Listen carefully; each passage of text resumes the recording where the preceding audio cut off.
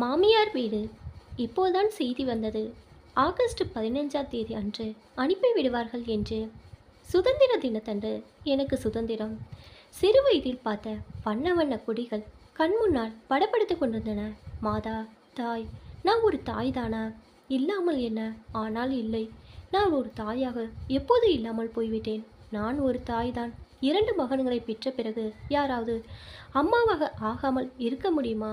ஆனால் இப்போது அம்மா என்ற அடையாளம் கண்டு கொள்ளப்பட வேண்டும் என்ற விருப்பம் எனக்கு இல்லை. யாரும் என்னை ஒரு தாயாக அடையாளம் காணுவதில்லை. என் கருவறை கூட என் தாய்மையை ஒப்புக்கொள்ளாமல் எதிர்ப்பு தெரிவிக்கிறது. அம்மா என்று சொல்லே நினைத்தால் வயிற்றை புரட்டி கொண்டு வருகிறது.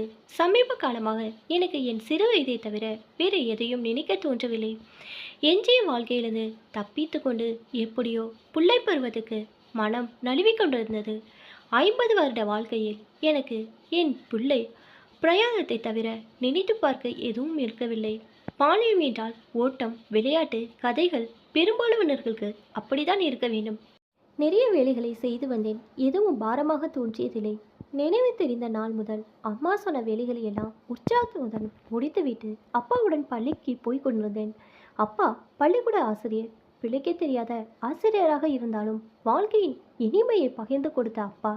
வாத்தியாரின் மகள் என்று எனக்கு தனி சலுகை. அந்த சின்ன ஊரில் அது கூட ஒரு அந்தஸ்து தான். வீட்டுக்கு ஒரே பெண் குழந்தை என்று அம்மாவுக்கு ரொம்ப செல்லம். பாட்டிக்கு அருமை பேத்தி. அந்த சிறிய கிராமத்தில் இருக்கும் நூலகத்தில் இருக்கும் புத்தகங்கள் எல்லாம் படித்து முடித்துவிட்ட சரஸ்வதியின் மறு உருவன் நான் தான் என்று பூரித்து போகும் பாட்டி. கல்வி அறிவு இல்லாத பாட்டிக்கு படித்த கதைகளை அப்படியே கண்முன்னால் நடப்பது போல் சொல்வேன். தம்பிகள் 3 பேரும் சூழ்ந்து கொள்வார்கள். மருந்தோடு இட்ட கைகளை நிலா வெளிச்சத்தில் பார்க்கும்போது எவ்வளவு அழகாக இருக்கும். அந்த மனம் எவ்வளவு நன்றாக இருக்கும். சிவபாய் பற்றிய என் கைகளின் அழகு. அந்த கைகளுக்கு, அழகான அந்த கைகளுக்கு இரத்தம் பூசப்பட்டால் எவ்வளவு பயங்கரம். திருமண நாளன்று மருதாணி இட்டு கொண்ட கைகள் தான். சந்தோஷமாகவே திருமணம் செய்து கொண்டேன். அப்பா ஆசிரியராக இருந்தாலும் எனக்காக அரசு நிறுவனத்தில் வேலை பார்க்கும் சாதாரண உத்தியோகஸ்தனாக தேடினார். என் வாழ்க்கையின் பாதுகாப்பிற்கு கவலை இல்லை என்று 10 பேரிடம் பெருமையாக சொல்லி கொண்டார். ஒரே பெண் என்பதால் மாப்பிள்ளை வீட்டார் கேட்ட சீர் வரதட்சணைக்காக இருப்பதையெல்லாம் திரட்டி கொடுத்தார்கள். என்னுடைய எஸ்எல்சி தேர்வுகளின் முடிவுகள் வெளியான அன்றே எங்கள் ஊரிலிருந்து பஸ்ஸில் தென்னாலிக்கு வந்து அங்கே ரயில் ஏறி ஹைதராபாத்திற்கு குடித்தனத்துக்கு வந்து சேர்ந்தேன். காலையில் ரயிலை விட்டு இறங்கும்போது உடல் முழுவதும் ரயில் கழுகி பணிந்து விற்றிருந்தது. நன்றாக சோப்பு போட்டு தேய்த்து குளித்த பிறகு நிம்மதியாக இருந்தது. ஆனால் அன்று முதல் என் வாழ்க்கைக்கு கரி படிவது தொடங்கிவிட்டிருந்தது. கழுவினாலும் போகாத கரி, யாராலும் போக்க முடியாத கரி, சோப்பு, டெட்டால், லோஷன்கள் எதாலும் விடுபடாத கரி. திருமணமாகி ஹைதராபாத்துக்கு வந்த பிறகுதான் தெரிந்தது. புதிதாக குடித்தனம் தொடங்கிய நாட்களில் சந்தோஷமே இல்லை என்று சொல்வதற்கில்லை. கணவன் ஜாலியாக பேசினால், ஏதாவது வாங்கி கொடுத்தால் சில நாட்கள் சந்தோஷமாக தான் இருந்தது. ஆனால் அந்த சந்தோஷ நாட்கள் மிகவும் குறைவு. பாரமாக, சுமையாக கழிந்த நாட்கள் தான் அதிகம். எரிச்சல், கோபம், துவேஷம் தேவையில்லாவிட்டாலும் என் மீதுதான் பொழிந்து கொண்டிருந்தன. என் கணவருக்கு சம்பளத்தை விட மேல் ஒரு படிதான் அதிகம். எவ்வளவு பணம் இருந்தாலும் திருப்தி அடையாத சுபாவம் அவருடையது. கிராமத்தில் இருக்கும் தன் பெற்றோருக்கு அனுப்பும் சிறிய தொகையை தவிர மீதியெல்லாம் வீட்டுக்கே செலவாகி கொண்டிருப்பதாக அவர் எரிச்சல் அடையும் போது தவிர எனக்கு அவருடைய வருமானத்தை பற்றியோ செலவை பற்றியோ தெரிந்ததில்லை. வீட்டுக்கு பலவிதமான பொருட்கள் வந்து சேர்ந்து கொண்டிருந்தன. அவற்றை சுற்றிலும் சந்தோஷம் இல்லாமல் பயம் சூழ்ந்து கொண்டு இருக்கும். அந்த பயம் ஏன் என்று புரியும் முன்பே எனக்கு 2 மகன்கள் பிறந்து விட்டார்கள். குழந்தைகளை வளர்ப்பதில் 10 ஆண்டுகள் முழுவதுமாக மூழ்கிவிட்டேன். அதிலேயும் பயந்தாம். குழந்தைகளை சரியாக வளர்க்க தெரியவில்லை என்று சொல்லை தினமும் 100 தடவை கேட்கும்போது ஒரு கால் அது உண்மைதானோ என்று தோன்றும். 10 ஆண்டுகள் கழித்து குழந்தைகள் மெல்ல மெல்ல என்னிடமிருந்து விலகி போய்விட்டார்கள். அவர்களுடைய உலகம் என்னுடைய உலகத்திலிருந்து முற்றிலும் மாறுபட்டு விட்டது. சின்ன வயதில் அவர்களுடைய மழலை பேச்சு புரியாமல் சிரித்து கொள்வேன். பெரியவர்களான பிறகு அவர்களுடைய பேச்சு புரிந்தும் புரியாமலும் பயந்து கொண்டிருந்தேன். வீட்டில் எதற்கும் குறையில்லை. குழந்தைகள் நல்ல பள்ளியில் படித்து கொண்டிருந்தார்கள். அவருடைய வேலையில் ப்ரொமோஷனுடன் ஹோதா, சம்பளம் மேல் வரும்படி எல்லாமே கூடிவிட்டன. அம்மா, அப்பா மற்றும் தம்பிகள் எல்லோரும் நன்றாக இருந்தார்கள். நான் நான் நன்றாக இருக்கிறேனா? எனக்கு தெரியாது. சாப்பாட்டுக்கு உடைக்கும் குறையில்லை. வீடு முழுவதும் எவ்வளவு செல்வம் இருந்தாலும் அதன் மீது எனக்கு எந்த அதிகாரமும் இல்லை.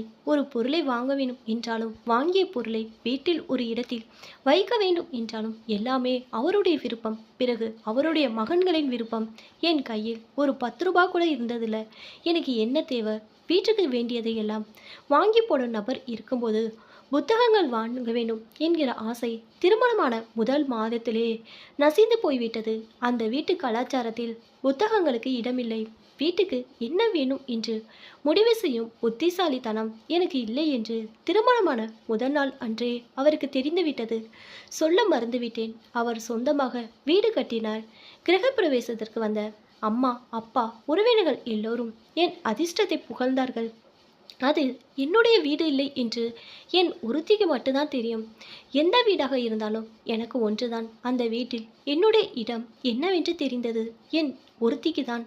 திருமணமான புதியதில் அம்மாவிடம் ஏதாவது சொல்ல முனைந்தால் அவை சின்ன விஷயங்கள் என்றும் பொருட்படுத்தக்கூடாது என்று சொல்வாள். அதற்கு பிறகு அவருடைய குடிப்பழக்கத்தை பற்றியோ உதைப்பது பற்றியோ சொல்ல வேண்டும் என்று கூட நினைத்ததில்லை. இந்த இரண்டையும் அவர் தொடங்கும் முன்பே வாழ்க்கையில் எனக்கு பிடிப்பு போய்விட்டது. எந்நேரமும் துரத்தி கொண்டிருக்கும் பயம் தவிர வேறு துணை இல்லாமல் வாழ்ந்து கொண்டிருந்தேன். என் மூத்த மகனின் திருமணம் இத்தனை வருடங்கள் கழிந்துவிட்டன. 17 வயது ஹைதராபாத்துக்கு வந்தேன். 18 வயதில் கல்யாண் பிறந்தான். அவனுடைய திருமணத்தின் போது எனக்கு 43. ஆனால் அந்த 25 ஆண்டுகளும் எனக்கு நூற்றாண்டுகள் போல் கழிந்தன. மகனுடைய திருமணம் என்றபோது எங்கிருந்தோ உற்சாகம் எட்டி பார்க்க முற்பட்டது. ஆனால் அதற்குள் அடங்கிவிட்டது. கல்யாணுக்கு அரசாங்க வீடு, வரதட்சணை விஷயத்தில் நிறைய சம்பந்தங்கள். தந்தை மகனுக்கு பிடிக்கவில்லை. கடைசியில் தந்தையும் மகனும் சேர்ந்து ஒரு பெண்ணை முடிவு செய்தார்கள். அவர்களுக்கும் இதே ஊருதான். நிச்சயதார்த்தம் அன்று போய் பார்த்தேன். சின்ன வயதில் எங்கள் வீட்டில் புதிதாக வளர்ந்த துளசி செடி போல் இருந்தாள் உமா. அவளுடைய கையை பற்றி கொண்ட போது அது வியர்வையால் ஈரமாக இருந்தது. அவள் உடல் லேசாக நடுங்கிக் கொண்டிருந்தது. கையை ஒரு முறை லேசாக அழுத்திவிட்டு அவள் முகத்தை பார்த்து சிரித்தேன். இந்த 1/4 நூற்றாண்டு காலத்தில் என் தொழுகை சின்ன வயதில் குழந்தைகளை தொட்டதை விட்டாள். சுதந்திரமாக என்னையே அறியாமல் இன்னொருவரை தொட்ட சந்தர்ப்பங்கள் விரல் விட்டு என்னை விடலாம். உமா என்னை பார்த்து சிரித்தாள். ஆனாலும் அதில் ஏதோ பயம். எனக்கு துணையாக இன்னொரு பயம். அந்த வீட்டில் நுழையப் போகிறதா? உமா எங்கள் வீட்டுக்கு வந்த பிறகு ஏனோ தெரியவில்லை, என் பயம் குறைந்து விட்டது. ஒன்றுக்கு 2 பெண்கள் இருக்கிறோம் என்றா காரணம் தெரியவில்லை. உமாவும் பயந்து கொண்டே எங்கள் வீட்டுக்கு வந்தாள். பயப்படுவதற்கு ஒன்றே இல்லையம்மா என்று சொல்ல தோன்றியது. ஆனால் சொல்ல தைரியம் எனக்கு எங்கே இருக்கிறது? திருமணமான 6 மாதங்கள் எல்லாம் சரியாதான் இருந்தது. 2வது மகன் மேற்படிப்புக்காக அமெரிக்கா போய்விட்டான். உமாவுக்கு இந்த 6 மாதங்களில் வீடு பழகிவிட்டது. ஆண்கள் இருவரும் வெளியில் போன பிறகு நாங்கள் இருவரும் நட்புடன் ஏதேதோ பேச்சுக்களை பேசிக்கொண்டிருந்தோம். உமாவிடம் கூட நான் என் சின்ன வயது நினைவுகளை சொல்லி வந்தேன். அந்த பெண்ணும் ஹைதராபாத்தில் தான் பிறந்து வளர்ந்திருக்கிறாள். 10வதுடன் படிப்பை நிறுத்திவிட்டார்கள். நான் சொல்லும் செய்திகள், எனக்கு நினைவில் இருந்த கதைகள் சொல்லும்போது திறந்த வாய் மூடாமல் கேட்டுக்கொண்டிருப்பாள். என் மகனுடன் உரிமையுடன் பேசுவாள். நான் என் கணவரிடம் பேசியதை விட பரவாயில்லை என்று தோன்றியது. 4 பேரும் சேர்ந்து 2 சினிமாவும் பார்த்தோம். அவ்விருவரும் அவ்வப்போது நண்பர்கள் வீட்டுக்கு சினிமாவுக்கு போய் வருவார்கள். உமாவின் வருகையால் ஏதோ கொஞ்சம் மாற்றம் வந்தது.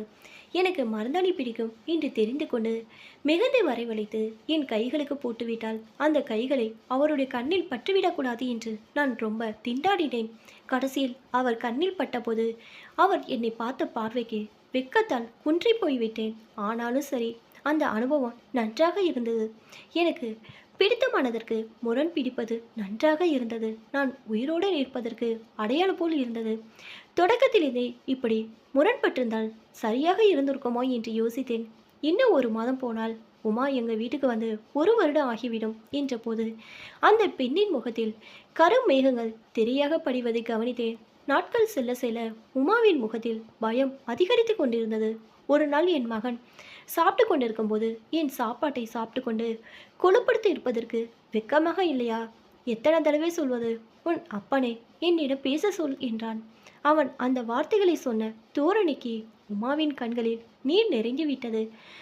இருவரும் போன பிறகு கேட்டேன். உமா சொன்னால் வரதட்சணை பணத்தில் இன்னும் 2 லட்சம் தர வேண்டுமாம். அவளுடைய அப்பா சிக்கலில் இருப்பதால் கொடுக்க முடியாமல் இருக்கிறார். என் மகன் பார்த்து கொண்டிருக்கும்போது வேலையை தவிர ஏதோ வியாபாரம் தொடங்க போகிறானாம். அதற்கு பணம் வேண்டுமாம். என்னுள் நடுக்கம் பரவியது. புலியின் கர்ஜனை என்னால் அடையாளம் கண்டுபிடிக்க முடியும். மறுநாள் என் கணவர் என்னிடம் இந்த விஷயத்தை சொல்லி அந்த பெண்ணிடம் பேசி அந்த பணத்தை சீக்கிரமாக வரவழைக்கும்படி செய்ய சொன்னாள். நான் சொல்வதால் உமாவால் கொண்டு வர முடியுமா? அவளுடைய அப்பா கொடுக்க வேண்டும், அவரிடம் இருக்க வேண்டும். என் கணவர் நேராக உமாவிடம் பணத்தை பற்றி தானே பேசத் தொடங்கினார். உமாவுக்கு எப்படி உதவி செய்வது என்று எனக்கு தெரியவில்லை. இருவரின் முகத்திலும் பயம், பயமே உருவாக வழியே வந்து கொண்டிருந்தோம். உமாவின் பெற்றோர்கள் வந்து கெஞ்சினார்கள். தந்தையும் மகனும் சொன்னதை செய்வதை தவிர நானாக சுதந்திரமாக ஒரு காரியத்தை செய்தவள் இல்லையே. மாமியார் வீட்டில் சுகமாக இருப்பாள் என்று இந்த இடத்தில் கொடுத்தோம். உமாவின் தாய் பேச்சுவாக்கில் சொன்னாள். எனக்கு அந்த வார்த்தை சுருக்கென்று தைத்தது. இது மாமியார் வீடா? இது என்னுடைய வீடா? இந்த வீடு என் பேரில் இல்லை. இந்த வீட்டின் மீது எனக்கு எந்த அதிகாரம் இல்லை. இந்த வீட்டில் நடக்கும் நிகழ்வுக்கும் நான் பொறுப்பில்லை. ஆனாலும் உமாவை பொறுத்தவரை இது புகுந்த வீடு, மாமியார் வீடு. எனக்கு ஏனோ பெரிதாக சிரிப்பு வந்தது. அந்த நேரத்துக்கு அடக்கி கொண்டு விட்டேன். ஆனால் பிறகு தனியாக இருந்தபோது மாமியார் வீடு என்று நினைத்து நினைத்து சிறிது களைத்து போய்விட்டேன். அதற்கு பிறகு அழுது அழுது உறங்கிவிட்டேன். நாட்கள் செல்ல செல்ல நிலைமை சூடாகி கொண்டது. ஒரு நாள் உமாவை கொண்டு போய் பிறந்த வீடு விட்டுவிட்டு வந்தான் என் அருமை மகன். மெல்ல மெல்ல தந்தை மகனை பார்வை என் மீது திரும்பிட்டு மருமகளை வழிக்கு கொண்டு வர தெரியாத அசடாம் நான். இதுவே இன்னொரு மாமியாக இருந்தால் மருமகளை வாட்டி எடுத்து வரதட்சணை வசூல் செய்திருப்பாளாம். என்னிடம் பயம் கொஞ்சம் கூட இல்லாததால் பிறந்த வீட்டுக்கு போகவும் தயாரானதை தவிர பணத்தை கொண்டு வரவில்லையாம். கேட்டுவிட்டு மௌனமாக இருப்பதை தவிர என்னால் என்ன செய்ய முடியும்? இந்த பக்கம் அந்த பக்கம் பெரிய மனிதர்களை பஞ்சாயத்தில் 6 மாத அவகாசம்.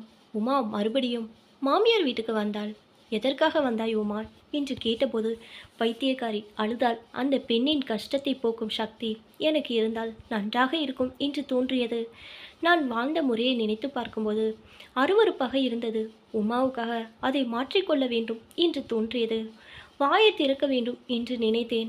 ஆனால் 25 ஆண்டுகளாக பழக்கப்பட்டுவிட்ட பயம் உடலுடன் ஒட்டி கொண்டு விட்டது. மூச்சுடன் கலந்து விட்டிருந்தது. ரத்தம் நீர்த்து விட்டது. உமாவுக்காக என்னால் என்ன செய்ய முடியும்? இந்த கேள்விக்கு பதில் கிடைக்காமலே 6 மாதங்கள் கழிந்து விட்டன. காலத்திற்கு யாருமே ஒரு பொருட்டில்லை. யார் மீதும் கருணை காட்ட வேண்டும் என்று நினைக்காது அன்றிரவு எப்போதும் போலவே அவரவர்களின் அறைக்குள் சென்று படுத்து கொண்டு விட்டோம். நான் நன்றாக தூங்கிவிட்டேன். ஏதோ சத்தம் கேட்டு விழிப்பு வந்தது. முழுவதுமாக விழித்து கொண்டு கட்டிலை விட்டு இறங்கும்போது கூக்குரல் கேட்டது. என் அறையிலிருந்து வெளியே ஓடி ஹாலுக்கு வந்து பார்த்தால் நெருப்பு பற்றி கொண்ட நிலையில் உமா என் கணவரும் மகனும் தொலைவில் நின்றபடி பார்த்து கொண்டிருந்தார்கள். நான் கத்திக்கொண்டே முன்னோக்கி ஓடப்போன போது இருவரும் என்னை பிடித்து கொண்டு வாயை அழுத்தமாக மூடிவிட்டார்கள். எனக்கு நினைவு தப்பிவிட்டது.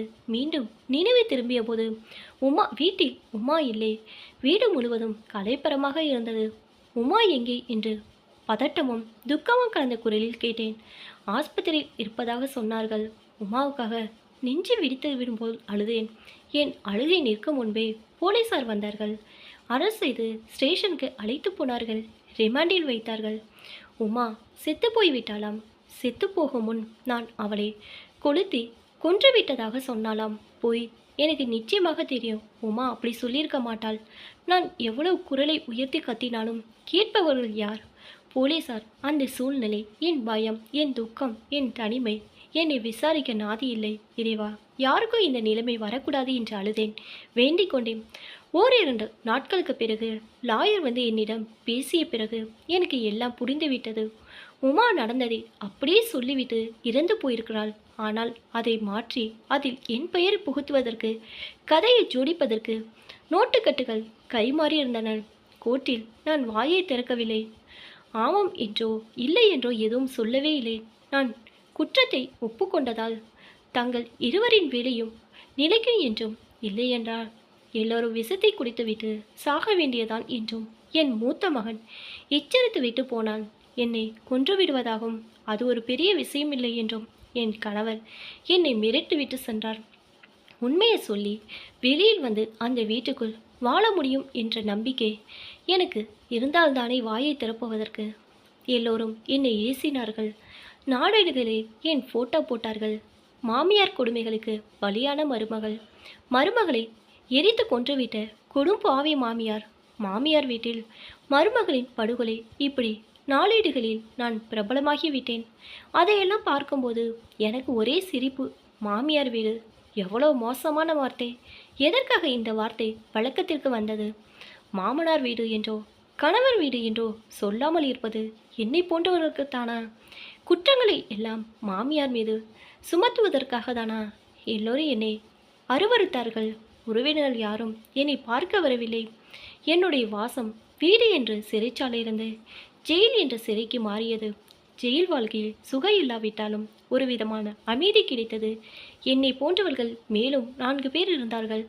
பலவிதமான குற்றங்களை செய்துவிட்டு வந்தவர்கள் நிறைய பேர் இருந்தார்கள். எல்லாருமிடம் தைரியமாக பேச முடிகிறது. நடந்தது என்னவென்று சொல்ல முடிகிறது. என் பேச்சை பலர் நம்பினார்கள். அவர்களுடைய கஷ்டத்தையும் மறந்து சிலர் கண்ணீர் விட்டார்கள். படிப்பு வராதவர்களுக்கு படிப்பு சொல்லித் தருகிறேன். 7 வருடங்களில் 5 ஆண்டுகள் கழிந்துவிட்டன. இப்பொழுது என் மீது கருணை காட்டி 2 ஆண்டுகள் தண்டனை குறித்து வெளியில் அனுப்பிவிடுவதாக சொல்கிறார்கள். எங்கே போவது? என் கணவரிடம் போக வேண்டும் என்று இல்லை. போனாலும் அவர்களை உள்ளே விடுவார்கள் என்ற நம்பிக்கையும் இல்லை. ஜெயிலில் 5 ஆண்டுகள் கழித்து விட்டு வந்தவளை இல்லாளாய் ஏற்றுக்கொள்ளக்கூடிய கணவராக இருந்தால் நான் ஜெயிலுக்கு ஏன் போகிறேன்? அவர்களுடைய உத்தியோகத்தை அவர்கள் நிம்மதியாக பார்த்து கொண்டிருந்தார்கள். நான் போனால் அவர்கள் சகித்து கொள்ள மாட்டார்கள். அவர்கள் வீட்டு கதவுகளை எனக்காக திறக்க மாட்டார்கள். இந்த 5 ஆண்டுகளில் அம்மா அப்பா இறந்து போய்விட்டார்கள் என்று ஒரு கார்டு எழுதி போட்டதை தவிர தம்பிகள் வந்து பார்க்கவில்லை. என்ன செய்வது? எங்கே போவது? நான் சுதந்திரமாக வாழ வேண்டும். 50 வயதில் எனக்கு சுதந்திரம் கிடைத்திருக்கிறது. நான் ஏதாவது ஒரு வேலையை சம்பாதித்து கொள்ள வேண்டும். சொந்த காலில் நிற்க வேண்டும். எந்த பயமும் இல்லாமல் என் வாழ்க்கையில் நான் வாழ வேண்டும். இந்த எண்ணம் என் 16 வயதிலே வந்திருந்தால் நன்றாக இருந்திருக்கும். உமா இறந்து போகும் முன்பே எங்கள் இருவருக்கும் இந்த எண்ணம் வந்திருந்தால் எவ்வளோ நன்றாக இருந்திருக்கும். ஏதோ ஒரு விலையை கொடுத்தால் தவிர பெண்களுக்கு இந்த எண்ணம் வராமல் போவேணும். பரவாயில்ல, தாமதம் ஆனாலும் பரவாயில்ல. குறைந்தபட்சம் இன்னொரு 10 ஆண்டுகள் என் வாழ்க்கை வாழ்ந்து செத்து போனால் போதும். என் வாழ்க்கை முழுவதுமாக நாசமாகவில்லை என்ற திருப்தியுடன் ஜெயிலை விட்டு வெளி உலகு அடியெடுத்து வைத்தேன்.